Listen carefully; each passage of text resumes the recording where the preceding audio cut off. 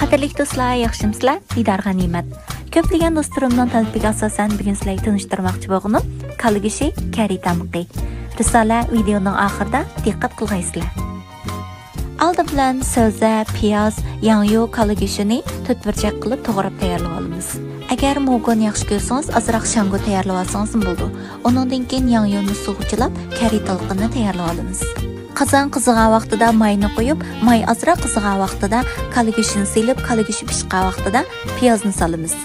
Piyozni achchig'i ketkicha yumshoq qilib qo'rib olgandan keyin so'zini silib, 2 minut atrofida qo'rib bo'lgandan keyin shangoni solamiz. Shangoni ishqi qo'rib olgandan keyin 7-8 qoshiq kari talqin silib, kari talqinning purqini chiqarib olgandan keyin yangyoni silib, ishqi qo'riblab, xurishlarni yapqidek suv qo'yib, 10 minut atrofida bo'sh o'tda qaynatib olamiz.